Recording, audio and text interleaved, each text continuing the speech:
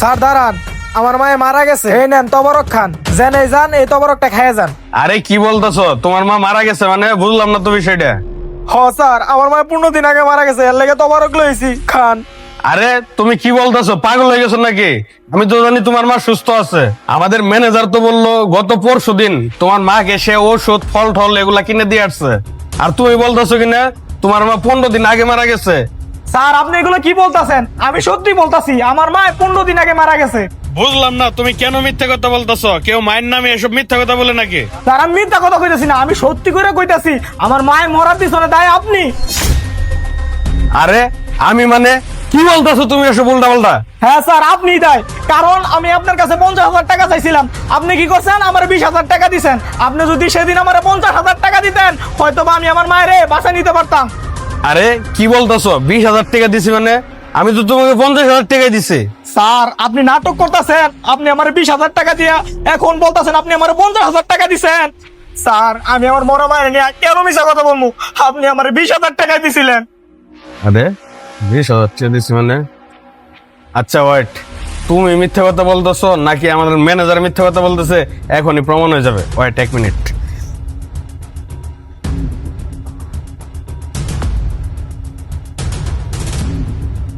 হ্যাঁ ম্যানেজার সাহেব, কোথায় আছেন? আপনি 1 মিনিটের ভিতরে গেটে আসবেন, যত তাড়াতাড়ি পারেন চালু আসেন। দাঁড়ান 1 মিনিট। জি স্যার, আমাকে এত ইমার্জেন্সি কেন ডাক দিলেন? ও আসছেন আপনি? আপনি গত 2 তারিখে আশিকে কত টাকা দিয়েছেন বলেন তো? স্যার আপনি তো আমাকে 50,000 টাকা দিয়েছেন, আর আমি আশিকে তো 50,000 টাকাই দিয়ে দিয়েছি। আরে কি বলতেছেন আপনি? আশিক বলতেছে তো আপনিও নাকি 20,000 টাকা দিয়েছেন। স্যার ও মিথ্যা কথা বলতেছে। এই ছোট লোকের বাচ্চা, তোকে সেদিন আমি 50,000 টাকা দিয়েছি, তুই কেন মিথ্যা কথা বলতেছিস? স্যার ম্যানেজার স্যার মিছা কথা কইতাছে, উনি আমারে 2 তারিখে 20,000 টাকাই দিছিল, আমি কেন আমার মরা মায়ের নিয়ে মিছা কথা কইমু? বুঝলাম না, আশিক কেন মিথ্যা কথা বলবে? আশিকের মা মারা গেছে, সে কেন মিথ্যা কথা বলবে? স্যার আপনার কি মনে হচ্ছে স্যার আমি মিথ্যা কথা বলতেছি? স্যার আমি ওকে 50,000 টাকাই দিয়েছি।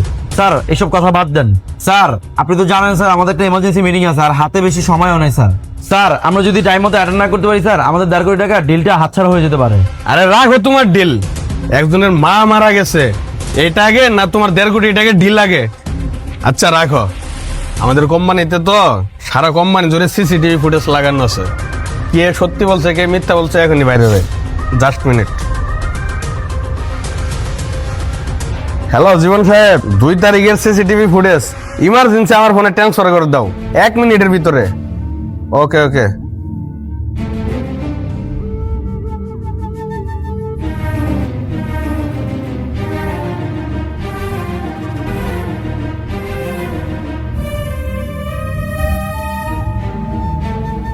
ম্যানেজার সাহেব, আপনি কিভাবে পারলেন তাকে 20,000 টাকা দিতে?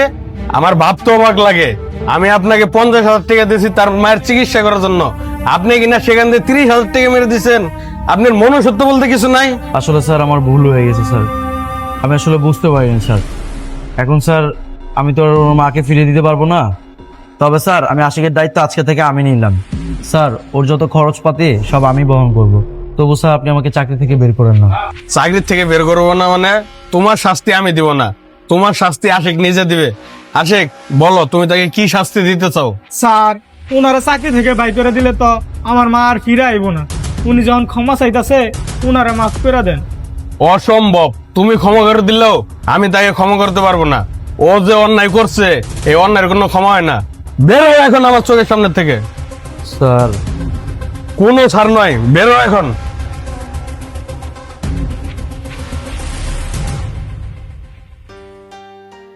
আসলে আশিক তুমি ঠিকই বলেছ, তোমার মায়ের মৃত্যুর কারণ আমি। আমি যদি সেদিনকে তোমাকে নিজের হাতে 50,000 টাকা দিতাম, তাইলে হয়তোবা তোমার মায়ের চিকিৎসা ভালোভাবে করতে পারতা, তাহলে হয়তোবা এরকম ঘটনা ঘটতো না। তার জন্য আমি দুঃখিত, তুমি আমাকে মাফ করে দিও।